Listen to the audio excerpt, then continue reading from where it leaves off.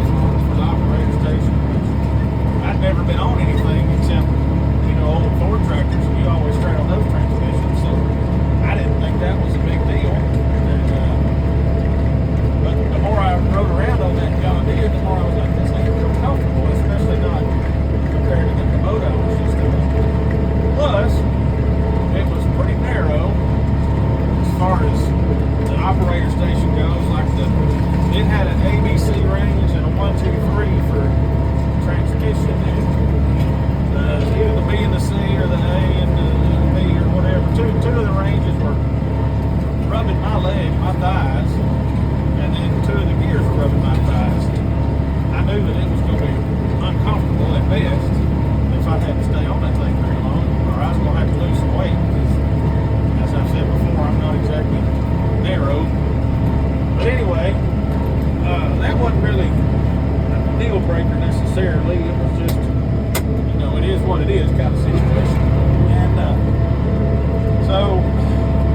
but the more I drove that tractor, it did not have a tilt wheel, or, you know, like I already said, it didn't have a shovel shift. I don't remember if it had a rear remote or not. I think it probably did. It probably came standard with a rear remote. The Kubota had one standard. Anyway,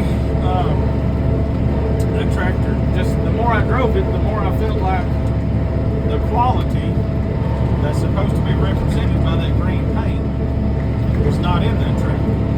And now, in my research, I had discovered, like I said, I wanted to buy American. But I discovered that there really wasn't an American-made tractor at that time, except for the John Deere M series. And the nearest one of them was a state or two away. There wasn't one anywhere around that I could have driven to, you know, looked at, checked it out, whatever you want to call it. And it was also about $10,000 or $12,000 more than the Kubota. The Kubota was about $3,000 more than the John Deere that I looked at, the D series. So anyway, that was in 2010, like I said, December 2010. In fact, when I ended up buying the Kubota, and it was a good tractor, still is a good tractor. I know where it's at. Occasionally, I do get to unload hay with it, even now. It wasn't perfect. I mean, I guess I should say I never did anything to it except maintenance, you know, oil changes and hydraulic fluid, hydraulic filters, that stuff. I know I never replaced the battery, and it was, I got rid of it in 2017. I had it 7 years. In fact, I sold it to buy the one I'm in right now. Yeah, like, I mean, the seat was in pretty, I'm not going to say bad shape, but it needed some attention. Good tractor. I had about 1,300 hours on it when I got rid of it. Last time I was on it, I think it had about 15 or 1,600. The guys got it now, hadn't used it very much. But it was a good tractor. I mean, it wasn't without its faults, and you can look that up on your own. I mean, Kubota tractors are known for being light, and it was. I had water in the tires, and it was still sketchy if you've got enough weight out on the front end loader. Like I said, same thing about the one I'm in right now, and even to some degree that new M6 that I got, I still say that it's, even with cast iron wheels and modern tires in it, it can be light on the back. But it goes to weigh about 11 or 12,000 pounds, I think, or maybe even a little more than that. That might just be the tractor weight. This one that I'm in right now, I think it probably weighs about 9,000 or so, the way it's set up with the front end loader and the tires and the water.